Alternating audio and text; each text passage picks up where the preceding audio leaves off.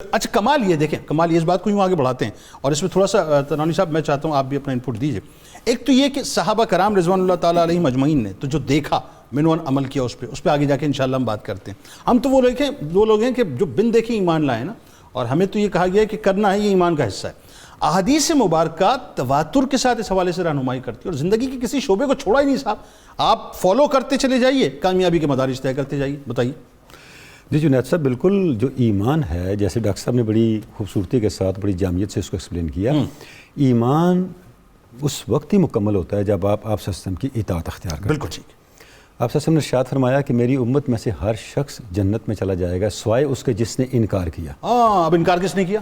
صحابہ نے پوچھا یا رسول اللہ، انکار کس نے کیا؟ فرمایا من اطاعنی فقد دخل الجنہ ومن عصانی فقد ابا۔ جس نے میری اطاعت کی وہ جنت میں چلا گیا، اور جس نے میری اطاعت نہیں کی گویا اس نے انکار کیا۔ اللہ اکبر۔ اس کا مطلب یہ ہوا کہ ایمان جو ہے اور اللہ اور اس کے رسول کا جو اقرار ہے، یہ براہ راست متعلق ہے آپ صلی اللہ علیہ وسلم کی اطاعت کے ساتھ۔ سبحان اللہ۔ اچھا، اس کے بعد جنید صاحب آپ دیکھیں کہ جتنی بھی تعلیمات ہیں قرآن مجید کے اندر، جو پورا ایک نظام زندگی دیا گیا ہے، درست، اس کی عملی صورت تو آپ صلی اللہ علیہ وسلم کی ذات پاک ہے۔ بے شک۔ یعنی کوئی بھی تعلیم ہے، قرآن مجید نے کہیں تعلیمات اجمالاً دی ہیں، کہیں تفصیلاً دی ہیں۔ بالکل، قوانین کو بعد میں آئی نا، قوانین پریکٹیکل کر کے بتایا۔ ایسے یہ قوانین کو تو قرآن مجید نے کوڈیفائی کیا، لیکن قوانین کے پیچھے جو اصول ہیں، جو اخلاقیات ہے، یا جو اسلامی نظام کی، اسلام کی تہذیب کی، اسلامی معاشرت کی بنیادیں ہیں، ان کو اصولاً بیان کیا۔ بالکل ٹھیک ہے۔ اس کی عملی صورت کیا ہوگی وہ ہمیں آ کے پتہ چلتا ہے آپ صلی اللہ علیہ وسلم کی سیرت پاک سے۔ صحیح۔ تو صحابہ کرام کی زندگیاں اس لیے تو آپ صلی اللہ علیہ وسلم کی سیرت پاک میں ڈوبی ہوئی ہیں کہ جتنا زیادہ آپ صلی اللہ علیہ وسلم کی سیرت پاک کے قریب ہوتے ہیں، اتنا ہی آپ اللہ کی اطاعت کی طرف جاتے ہیں، واہ واہ واہ، اور قرآن حکیم کا جو مقصود معاشرہ ہے اس کو تشکیل دیتے ہیں۔ اور جتنا آپ اس سے خدا نخواستہ دور ہوتے ہیں تو آپ قرآن مجید کی تعلیمات سے دور ہو جاتے ہیں۔ درست۔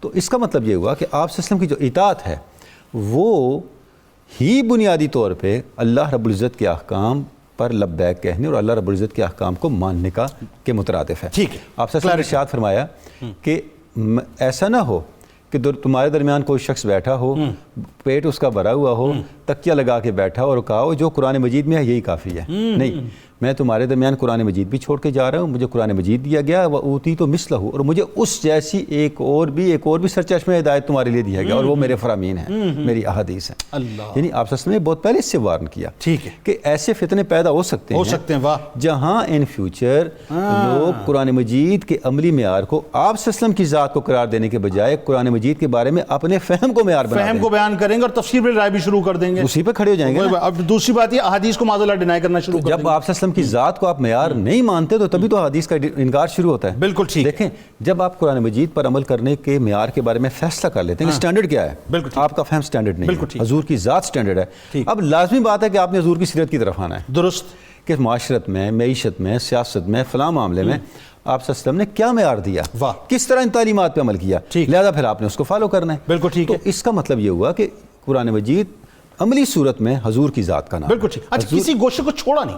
اچھا، صاف ظاہر ہے جس زندگی کے پہلو کو بھی آپ دیکھتے ہیں، اسوہ حسنہ کا مطلب یہ ہے کہ ایک کامل نمونہ ہے آپ صلی اللہ علیہ وسلم کی ذات پاک، یعنی کہ انفرادی زندگی سے لے کے، ذاتی زندگی سے لے کے اجتماعی زندگی تک جہاں تک آپ چلے جائیں وہاں تک آپ دیکھیں گے کہ آپ کو قرآن حکیم کی تعلیمات کا عملی مظاہرہ آپ صلی اللہ علیہ وسلم کی ذات پاک کے اندر نظر آئے گا۔ ٹھیک۔ اچھا، آپ جیسے ابو بکر صدیق خلیفہ بنے تو آپ نے کیا پہلے دینی معیار کیا قائم کیا؟ لوگوں تم اسی وقت تک میری اطاعت کرنا جب میں اللہ اور اس کے رسول کی اطاعت کر رہا ہوں۔ بالکل ٹھیک ہے۔ یعنی اللہ کے رسول کی اطاعت معیار ہے، واہ واہ، اور اگر میں اس سے ہٹوں تو پھر آپ نے میری گرفت کرنا۔ ٹھیک ہے۔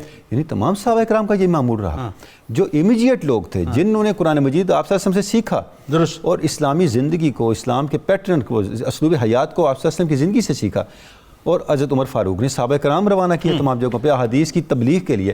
ایک میں جملہ عرض کروں گا، جب کوفہ عبداللہ ابن مسعود کو بھیجا تو آپ نے ساتھ یہ فرمایا میں اپنی قربانی دے رہا ہوں، میں عبداللہ ابن مسعود کو اپنے پاس رکھنا چاہتا تھا، اس لیے دے رہا ہوں کہ تمہیں یہ بتائیں کہ حضور کی سنت اور حضور کا طریقہ کیا ہے، اس سے ہٹنا نہیں ہے۔ واہ واہ واہ واہ، اصل بات۔ اچھا، اسی طریقے پر عمل کروانے کے لیے صحابہ کرام رضوان اللہ تعالیٰ علیہم اجمعین کی پوری زندگیاں لگ گئیں، قربانیاں دیں۔